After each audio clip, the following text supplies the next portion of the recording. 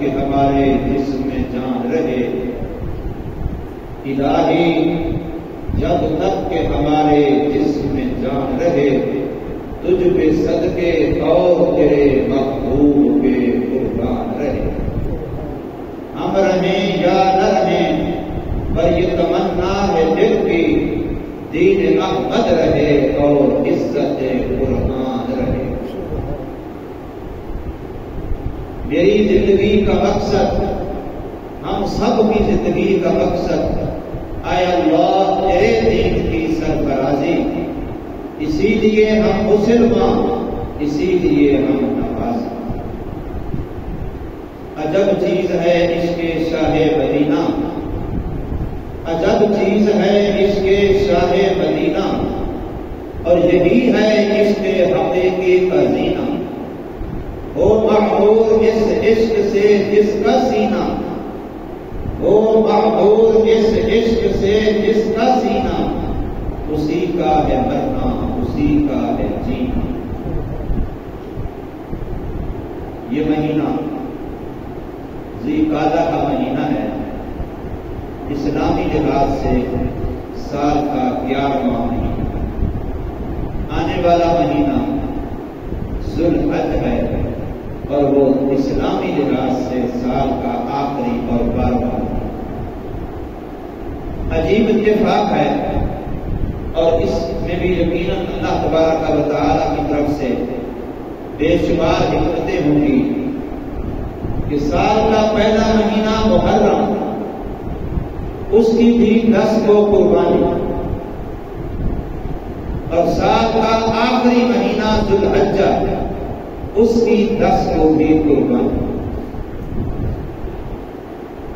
سال کا پہلا مہینہ محرم، اس کے پہلے 10 دن بھی بڑی عظمت والے، اور سال کا آخری مہینہ ذو الحجہ، اس کے پہلے 10 دن بھی بڑی شان اور عظمت والے۔ قرآن مجید کے اندر سورہ فجر میں 30ویں پارے میں اللہ تبارک و تعالیٰ نے قسم کھائی ہے، وَلَيَالٍ عَشْرٍ، 10 راتوں کی قسم۔ اور علماء نے، محدثین، مفسرین، ماہرین شریعت، دونوں قول یہاں اختیار کیے ہیں کہ ان 10 راتوں سے مراد محرم کی پہلی 10 راتیں ہیں، اور دوسرا قول کہ ان 10 راتوں سے مراد ذو الحجہ کی پہلی 10 راتیں۔ گویا دونوں کی وہ عظمت ہے، وہ شان ہے کہ اللہ تبارک و تعالیٰ ان کی قسمیں کھا رہا ہے، اور رب کائنات جس چیز کی قسم کھاتا ہے اسی چیز کی عظمت اور شان بتلانی مقصود ہوتی ہے۔ حضور صلی اللہ علیہ وسلم کے چہرے کی قسمیں کھائیں، حضور کی زلفوں کی قسمیں کھائیں، حضور صلی اللہ علیہ وسلم کے شہر کی قسمیں کھائیں، مقصد ان کی عظمت بتلانا ہے۔ تو بالکل ایسے ہی اللہ تبارک و تعالیٰ نے سال کا آخری مہینہ ذو الحجہ، اس کی بھی قسمیں کھا کر کے عظمت بتلائی ہے، اور سال کا پہلا مہینہ محرم، اس کی بھی قسمیں کھا کر کے عظمت بتلائی ہے۔ یہ جو حج والا مہینہ ہے ذو الحجہ، اس کے اندر مسلمانوں کو 2 اہم حکم ہیں۔ ایک حکم جس کو قربانی کہتے ہیں، اور دوسرا حکم جس کو حج کہتے ہیں۔ حج والے حکم کے لیے جگہ بھی خاص ہے، ہر جگہ پر نہیں ہو سکتا، اور دن بھی خاص ہیں، ان دنوں کے علاوہ نہیں ہو سکتا۔ اعمال بھی خاص ہیں، اگر وہی خاص اعمال انہی خاص دنوں میں اسی خاص جگہ پر کرے گا تو پھر حج ہوگا، ورنہ نہیں ہوگا۔ جگہ بھی خاص ہے، اور دن بھی خاص ہے، اور عمل بھی خاص ہے۔ انہی خاص دنوں میں اسی خاص جگہ پر انہی خاص اعمال کو حج و عمرہ کی نیت کے ساتھ کرے گا تو پھر حج ہوگا۔ اور وہ محدود طبقہ ہوتا ہے جو حج والی سعادت حاصل کر رہے ہیں۔ ہر مسلمان کے بس میں وہ چیز نہیں ہوتی، باوجود جذبے کے، باوجود شوق کے، باوجود تڑپ کے، باوجود اپنے دل کے اندر اڑم کے، عشق نبی محمد رسول اللہ صلی اللہ علیہ وسلم کے مواجہہ شریف میں حاضر ہو کے بالمصافحہ درود و سلام کے تحفے پیش کروں، ہر مسلمان اپنے دل میں اس کے لیے انتہا درجے کا شوق ہو، لیکن ہر بندے کے بس میں نہیں ہوتا۔ قربانی کا حکم اس کے لیے بھی دن خاص ہے، اس کے لیے بھی وقت خاص ہے اور عمل بھی خاص قربانی کا۔ اگر کوئی بندہ ان دنوں کے علاوہ آگے پیچھے جانور ذبح کرے، بھلے بڑے اخلاص سے کرے، بڑے جذبے سے کرے، محبت الہی سے سرشار ہو کر کے کرے، قربانی کے جانور سے بڑا زیادہ قیمتی خوبصورت موٹا تازہ جانور ذبح کرے، پر قربانی والا عمل اس کا ثواب نہیں ملے گا۔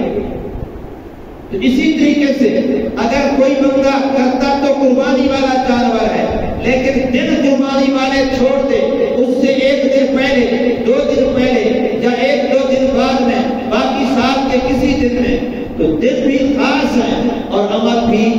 اگر کوئی بندہ کہے میں قربانی کر لوں گا، 20,000 کی کر لوں گا، میں 1,00,000 روپے کی کر لوں گا، میں 10 لاکھ کی کر لوں گا، میں اس سے بڑھ کر کے زیادہ پیسے قربانی کے دنوں میں غریبوں میں بانٹ دیتا ہوں، میں کعبہ اللہ کی تعمیر میں لگا دیتا ہوں، میں مسجد کی عمارت میں لگا دیتا ہوں، میں کسی دین کے کام میں لگا دیتا ہوں، اس کو صدقے کا ثواب ملے گا، لیکن قربانی اس کی نہیں ہوگی۔ قربانی احرام کے دم کا نام ہے، خون بہانے کا نام ہے، جانور ذبح کرنے کا نام ہے۔ جب تک جانور ذبح نہیں کرے گا، اس سے 1000 گنا زیادہ پیسے لگا دے، قربانی والے دنوں میں لگا دے، تب بھی قربانی کا ثواب نہیں ملے گا۔ اگر کوئی بندہ قربانی والے دن بھی ہو، جانور بھی ہو، قیمتی بھی ہو، لیکن بے عیب نہ ہو، عیب دار ہو، یا عمر کے لحاظ سے قربانی والی شرطوں پر پورا نہ اترتا ہو، اب یہ بندہ اگر پیسے لگا کر کے قربانی والے دنوں میں جانور ذبح کرتا ہے، لیکن جانور عیب دار ذبح کرتا ہے، جانور عمر کے لحاظ سے قربانی کے شرائط میں پورا نہیں اترتا، وہ ذبح کرتا ہے، تو تب بھی اس کو قربانی والے عمل کا ثواب نہیں ملے گا۔ اس لیے اللہ تبارک و تعالی نے ان دونوں عملوں کو یاد رکھیے، قربانی والا عمل ہو یا حج والا عمل ہو، ان دونوں عملوں کو اللہ تبارک و تعالی نے عشق کے ساتھ جوڑا۔ یہ عشق الہی کا مظہر ہے۔ میں قربانی کر رہا ہوں، مثال کے طور پر میں قربانی کر رہا ہوں، قربانی میں کچھ 1000 یا کچھ لاکھ لگانا چاہتا ہوں، اب میرے پاس خیر خواہان آ جاتے ہیں، محلے والے آ جاتے ہیں، پڑھے لکھے آ جاتے ہیں، دانش ور آ جاتے ہیں، مخلوق خدا کے خیر خواہ آ جاتے ہیں، بڑے بڑے خلق خدا کی حمایت اور مدد نصرت کرنے والے وہ آ جاتے ہیں۔ مولانا صاحب آپ قربانی ذبح کرنا چاہتے ہیں، انہی دنوں میں اللہ کے بندے دیکھو تو صحیح، جہاں تو ان دنوں میں ہر گھر میں قربانی ہوتی ہے، ہر گھر میں گوشت ہوتا ہے، اتنا تحفظ ہوتا ہے، کوٹڑی کا، فلاں گند کا، خون کا سارا ماحول آلودہ ہو جاتا ہے اور گوشت وافر ہو جاتا ہے، غریب سے غریب کو بھی گوشت وافر مقدار میں پہنچ جاتا ہے۔ تو آپ مہربانی کریں، آپ تو سمجھدار ہیں، آپ تو پڑھے لکھے ہیں، آپ یہ قربانی والا جانور ذبح نہ کریں۔ وہ دیکھیں فلانا بیچارہ غریب ہے، اس کے پاس علاج کے پیسے نہیں ہیں، آپ اس کو پیسے دے دیں۔ وہ دیکھو فلانا بیچارہ غریب ہے، اس کی شادی، بچی کی شادی کے لیے ہاتھ پیلے کرنے کے لیے پیسے نہیں ہیں، آپ مہربانی کریں اس کو پیسے دے دیں۔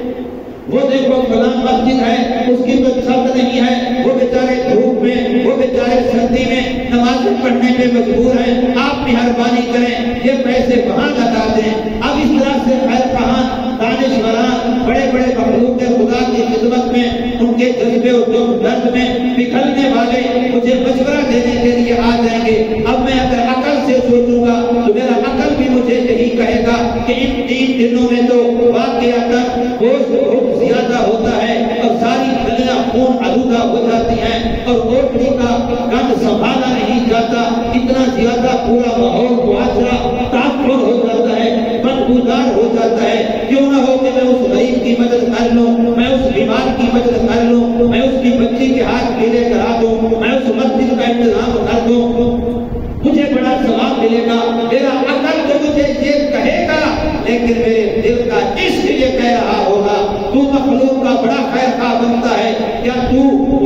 کریم صلی اللہ علیہ وسلم سے زیادہ غریبوں کا خیال رکھنے والا ہے؟ تو کیا محمد صلی اللہ علیہ وسلم سے زیادہ بیماروں کا خیال رکھنے والا ہے؟ کیا تو محمد صلی اللہ علیہ وسلم سے زیادہ عورتوں کے حقوق کا خیال رکھنے والا ہے؟ مسجدیں بنانے والا ہے؟ وہ دیکھو غربت کا زمانہ ہے، کسی صحابی کے گھر روٹی نہیں پکتی، کسی صحابی کے پاس کھانا کا انتظام نہیں ہے، وہ پیاسے ہیں، وہ بھوکے ہیں، وہ بغیر چھپتے ہیں، وہ سوال کر رہے ہیں، لیکن میرے اور آپ کے پاک نبی محمد رسول اللہ صلی اللہ علیہ وسلم نے ایک ہی سال میں حجۃ الوداع کے موقع پر صرف اپنی ذات کی طرف سے 100 اونٹ کی قربانی دی ہے، یعنی 700 قربانی اپنی بیویوں کی طرف سے گائے کی قربانی الگ کی۔ یہ حدیث پاک ہے، اپنی بیویوں کی طرف سے گائے کی قربانی الگ کی ہے، اور پورا 100 اونٹ رسول اللہ صلی اللہ علیہ وسلم نے قربانی پر قربان کیا۔ ایک اونٹ کی 7 قربانیاں لگا لیں، کیونکہ فقہ حنفی میں 7 قربانیاں ہیں، اگرچہ غیر مقلدہ حدیث 10 قربانیوں کے قائل ہیں، 7 بھی لگا لیں تو پھر بھی کتنی قربانیاں بنتی ہیں؟ 700 قربانی، 700 قربانی۔ تو میرا اس کے نبی کہے گا، میرا اس کے الہی کہے گا، میرا دل کہے گا غریب پرور تو بھی بنتا ہے، دکھوں کا خیال تو بھی رکھتا ہے، بیماروں کا احساس تجھے بھی ہے، لیکن جتنا تجھے ہو میرے نبی کو تجھ سے کئی گنا زیادہ غریبوں کا بھی احساس تھا، بیماروں کا بھی احساس تھا، عورتوں کا بھی احساس تھا۔ لیکن حضور صلی اللہ علیہ وسلم نے فرمایا، خطبہ عید کے اندر یہ حدیث پڑھی جاتی ہے، لکھی ہوئی ہے کہ ان 3 دنوں میں جو قربانی ذبح کرنے کے دن ہیں 10، 11، 12، ان 3 دنوں میں ما عمل ابن آدم، انسان کوئی بھی عمل کرے، جتنا اعلیٰ، جتنا افضل، جتنا نیک کرے، فرمایا قربانی ذبح کرنے سے بڑا نیک کوئی عمل ان 3 دنوں میں نہیں ہو سکتا۔ اتنی فضیلت، اتنی۔ اب یہ اس کے نبی ہوگا، ایک طرف میرا دماغ ہو، عقل ہو، جیسے مجھے وہ دانشور کہہ رہے ہیں، جیسے مجھے وہ پڑھے لکھے کہہ رہے ہیں، اور ایک طرف میرا دل کا اس کے نبی ہوگا۔ لازم ہے کہ دل پر رہے پاسبان عقل، لازم ہے کہ دل پر رہے پاسبان عقل، لیکن کبھی کبھی اسے تنہا بھی چھوڑ دو۔ دل پر عقل کی نگرانی، پاسبانی، چوکیداری ضرور ہونی چاہیے، لیکن دل تب اس کے مصطفیٰ سے سرشار ہو، دل تب اس کے الہی سے معمور ہو، تو پھر وہاں عقل کی نگرانی کام نہیں آئے گی، پھر اللہ اور اللہ کے اس بندے کے عشق کا معاملہ ہوگا۔ میں نے عرض کیا قربانی کا عمل یہ عشق الہی کا عمل ہے، قربانی کا عمل یہ عشق مصطفیٰ کا عمل ہے۔ اور اگر حج کو دیکھیں تو وہاں کیا ہوگا؟ کعبۃ اللہ میں نماز پڑھو تو ایک نماز کا کتنا ثواب ملتا ہے؟ 1,00,000 نماز۔ کعبۃ اللہ میں نماز پڑھو تو ایک نماز کا کتنا ثواب ملتا ہے؟ 1,00,000 نماز کا۔ سمجھ بھی آتی ہے کہ نہیں؟ ایک نماز کا کتنا ثواب ملتا ہے؟ 1,00,000 نماز کا۔ لیکن آپ کو پتا ہے حاجی پاکستان سے جائے یا دنیا کے جس کونے سے آئے کئی لاکھ روپے لگا کے آتے، سستے سے سستا پاکستان میں جو حج ہو رہا ہے 13 لاکھ روپے، ورنہ اس سے اوپر ہوگا، پرائیویٹ سارے سرکاری رہتے ہیں، اس سے اوپر لاکھوں روپے لگا کے حاجی جاتا ہے کہاں؟ کعبۃ اللہ۔ لیکن آپ کو پتہ ہے حج کہاں ہوتا ہے؟ حج کے دن، نامی کا دن، 10ویں کا دن، نامی کا دن، 10ویں کا دن، 11ویں کا دن، 12ویں کا دن، یہ تینوں دن حاجی مکے میں نہیں ہوتا، یہ دن حاجی مکے میں نہیں ہوتا، یہ نماز مینا میں پڑھ رہا ہوتا ہے، یہ نماز عرفات میں پڑھ رہا ہوتا ہے، یہ نماز مزدلفہ میں پڑھ رہا ہوتا ہے۔ مزدلفہ، مینا، عرفات مکے سے باہر ہیں، الگ جگہ ہیں۔ اب عقل سے پوچھے، عقل سے کہ تو لاکھوں روپے لگا کے آیا کعبے کے لیے، اور کعبے کی ایک نماز 1,00,000 نماز کا ثواب، تیرا دماغ خراب ہے، تو 1,00,000 ثواب کو چھوڑ کر کے مینا میں نمازیں پڑھ رہا ہے، وہاں جو 1 کا 1 ثواب ہے، وہاں 1 کا 1,00,000 نہیں ہے، عرفات میں 1 کا 1,00,000 نہیں ہے۔ جو اس کے نبی میں سرشار ہوگا، جو اس کے الہی کے اندر جس کا دل ڈوبا ہوا ہوگا، وہ کہے گا مجھے ثواب کا کوئی پتہ نہیں ہے، میں نے اپنے نبی کو دیکھا ہے، میری سرکار صلی اللہ علیہ وسلم 10 کو 9 کو 11 کو 12 کو بنا مزدلفہ عرفات میں تھے، میں حضور کے عشق پہ مروں گا، مجھے ثواب کی کوئی ضرورت نہیں، میں ثواب لینے نہیں آیا، میں اپنے نبی کا عاشق بن کے آیا۔ کون سمجھ رہا؟ اس لیے میں نے عرض کیا حج والا عمل بھی اس کے نبی کا عمل ہے، وہ بھی عاشقانہ عمل ہے، عاشقانہ نہیں ہے یہ دیوانے والا، کبھی ادھر پہاڑوں پہ چڑھ رہا ہے دوڑ کے، کبھی ادھر چڑھ رہا ہے دوڑ کے، صفا مروا کی صحیح کر رہا ہے، کوئی بلا کے پوچھ لے ہو بابا جی ٹھیک ہے کیا دماغ ٹھیک ہے؟ یہ جو تم دوڑ رہا ہے جہاں بنا اپنا عرفات میں صفا مروا میں، یہ تو بداخ سے بحر ہے، یہ کعبے والی مسجد حرام سے بحر ہے، مسجد حرام میں جا اللہ کا بندہ 1 طلاق وہاں ہے، تو اس کو چھوڑ کے ادھر دوڑ رہا ہے، دماغ ٹھیک ہے تیرا؟ اور کعبے کے جو طواف کرتے ہیں کیا یہ عاشقانہ عمل نہیں ہے؟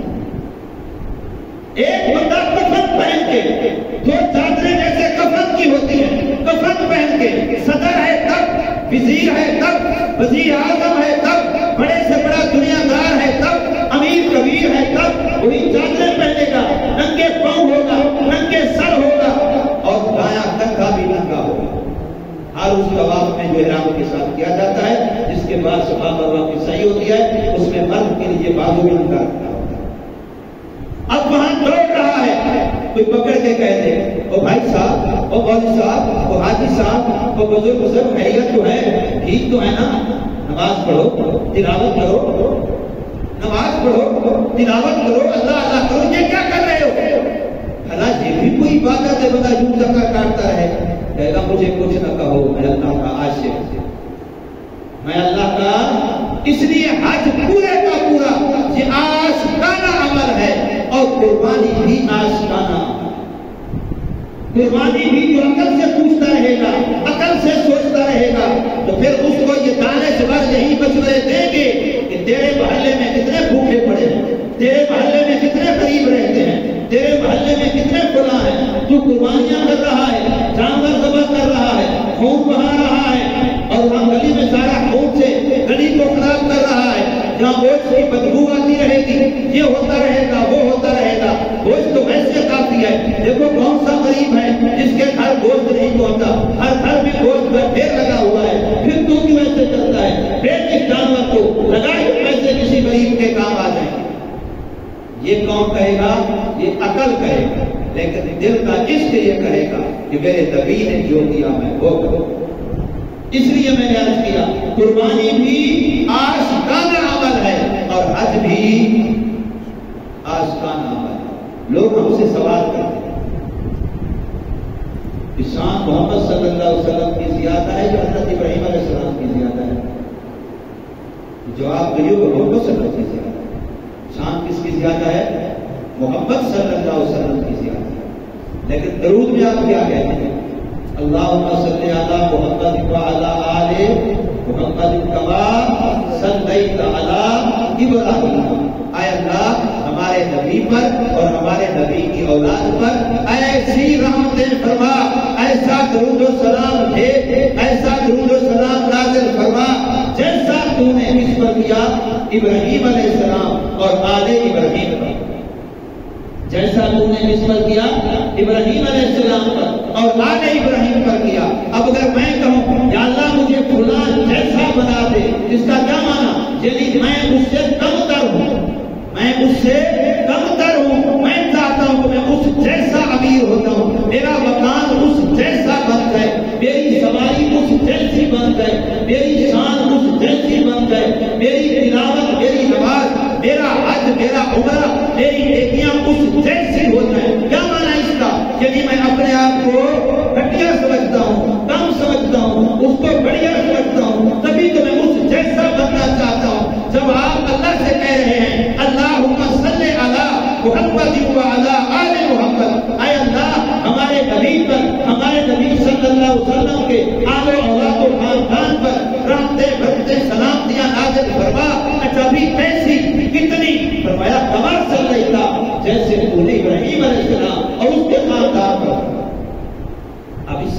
سے لگتا ہے کہ ان پر رحمتیں سلامتیاں برکتیں زیادہ ہیں، بڑی ہیں، بڑھیا ہیں، زیادہ ہیں. تبھی ہم کہہ رہے ہیں کہ ہمارے نبی پر بھی اس جیسی ہوں اتنا ہوں. تو بتائے آپ کو اس کی علت کیا؟ حالانکہ شان ہمارے نبی کی زیادہ ہے. شان اگر ہمارے نبی کی شان زیادہ نہ ہوتی تو ابراہیم علیہ السلام نے کعبہ بنایا. کعبہ بنانے کے بعد اللہ سے دعا کیا کرے؟ ربنا وابعث فیہم رسولا. ابراہیم علیہ السلام دعا کرے. یہ تو نہیں کہا یا اللہ کعبہ میں نے بنایا اب آباد بھی میں کرتا ہوں.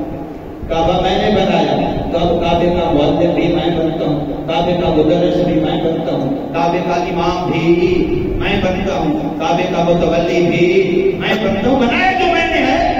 کعبہ میں نے تعمیر کیا، میرے بیٹے اسماعیل نے تعمیر کیا، ہم نے کعبہ بنایا. لہذا کعبے کی امامت بھی، کعبے کے اندر پڑھانا بھی، کعبے کے اندر مسئلے بتانا بھی، کعبے کی تولیت بھی پھر ہماری ہونی چاہیے نا. لیکن وہ اللہ سے دعا کر رہے ہیں، اے اللہ میں نے مسجد بنا دی، امام تو بھیج. یا اللہ میں نے مدرسہ بنا دیا، استاد تو بھیج. یا اللہ میں نے خانقاہ بنا دی، اس کے لیے پیر مرشد تو بھیج. یا الہ العالمین اب کائنات کے اندر رحمتوں کو بانٹنے والا کوئی پیغمبر بھیج. ربنا وابعث فیہم رسولا منہم. اور حضور نے فرمایا انا دعوت ابیکم ابراہیم، میں تمہارے ابے حضرت ابراہیم علیہ السلام کی دعا ہوں.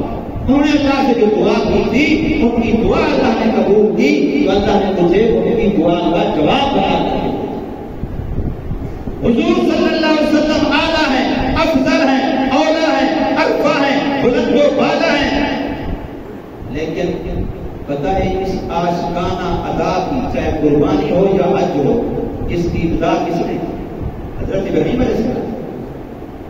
اس کعبے کی حج کی ابتدا بھی کہاں سے ہوئی؟ حضرت ابراہیم علیہ السلام سے ہوئی. حضرت ابراہیم علیہ السلام جب کعبہ بنا دیا تو اللہ نے فرمایا اب تو اسی جگہ پہ کھڑا ہو کے اعلان کر دے، کعبے کی طرف بلا دے. جو دنیا میں لوگ آ چکے ہیں ان تک بھی یہ آواز پہنچ جائے گی، اور جو ابھی تک آئے نہیں ہیں عالم ارواح کے اندر ان کی روحیں ہیں، قیامت تک جن لوگوں نے آنا ہے اس عالم ارواح کے اندر بھی تیری آواز میں اپنی قدرت سے پہنچا دوں گا، ایک ایک روح کو بھی سنوا دوں گا. اب جس نے تیری آواز پر لبیک کہا میں اس کے مقدر میں حج لکھ دوں. جو بھی تیری آواز پر لبیک کہے گا میں اس کے مقدر میں حج لکھ دوں گا. اس لیے بندے کے اپنے بس میں نہیں ہوتا، بلاوا ادھر سے آتا. ورنہ بڑے بڑے امیر ایسے بھی ہیں جہاں سے گئے بھی ہیں وہاں اترے بھی ہیں، کعبہ کے اندر مکہ مکرمہ میں ہوٹل میں پہنچے بھی ہیں، اور پیٹ میں خدا نے ایسی مروڑ ڈالی کہ وہیں سے واپس اپنے گھر کے اندر داخل نہیں ہونے. جیسے واقعات ہیں آج بھی ایسے واقعات ہیں. تو اس لیے میں عرض یہ کر رہا ہوں کہ قربانی بھی حضرت ابراہیم علیہ السلام کی سنت ہے. حضور نے ارشاد فرمایا الاضاحی سنت ابیکم ابراہیم، قربانیاں تمہارے باپ حضرت ابراہیم علیہ السلام کی سنت. انہوں نے تو کیا تھا بیٹا قربان. یا بنی انی ارا فی المنام انی اذبح فانظر ماذا تری. اے میرے بیٹے میں نے خواب میں دیکھا ہے کہ آپ کو ذبح کر رہا ہوں، اب بتا تیری کیا رائے ہے؟ قال یا ابت افعل ما تؤمر ستجدنی ان شاء اللہ من الصابرین. فرمایا ابا جان اللہ نے اشارہ کیا، تیرا جی چاہا میں حاضر ہوں. پھر خود طریقہ بتا کہ مجھے الٹا نکالنا، کہیں ایسا نہ ہو کہ میرا چہرہ دیکھ کے تو باپ ہے اولاد کی محبت غالب آ جائے اور خدا کا حکم پورا کرنے میں دیر ہو. آئے ایک بیٹا رہو کرنا، ایک بیٹا اپنے باپ کے لیے اپنی جان قربان کر رہا ہے، اور آج بیٹا اپنی باپ کی مرضی والا کتا لباس پہننے کو بھی تیار ہے، اپنے باپ کی مرضی والے اپنے سر کے بال بنوانے کے لیے بھی تیار ہے، اپنے باپ کی مرضی والا اپنا جوتا لینے کے لیے بھی تیار نہیں ہے. کہتے ابا جان تو بات ہے مجھے نہیں پتا، میں نے پہنا نا، میں اپنی مرضی کا نہیں کروں. ابو کہہ رہا ہے بیٹا اس لڑکے سے دوستی نہ کر، یہ بچہ ٹھیک نہیں ہے، یہ بات مان کے بیٹا اپنی دوستی نہیں چھوڑتا. اللہ کے بندے بیٹا بننا ہے تو اسماعیل جیسا بن کے دکھاؤ. باپ کو کہہ رہے ہیں جا ابا تفعل ما تؤمر، اے ابا جان کر مجھے جو اللہ کا حکم ہے، میں اپنی جان دینے کے لیے تیار ہوں. وہ بھی تو بیٹا تھا، وہ بھی تو نوجوان تھا، اس کے بھی تو جذبات تھے، اس کی بھی تو خواہشات تھی، اس کی بھی تو چاہتے تھی، اس نے سب کچھ قربان کیا. اس لیے میرے بھائیوں، قربانی کی حقیقت قربانی کا جانور ذبح کرنا نہیں ہے. قربانی کی حقیقت قربانی کا جانور ذبح کرنا نہیں ہے. حقیقت قربانی کی یہ ہے اپنی خواہشات کو ذبح کرو، اپنی تمناؤں کو ذبح کرو، اپنی چاہتوں کو ذبح کرو، اپنے اندر کے جو آرزویں ہیں، جو تمنائیں ہیں، خلاف شریعت جتنے تمہاری چاہتے ہیں ان سب پہ چھری پھیرو، تب تو قربانی ہوگی، ورنہ جانور تو سارا سال ذبح ہوتے رہتے ہیں. اللہ تبارک و تعالی ہمیں سمجھ نصیب فرمائے، عمل کی توفیق دے. سنت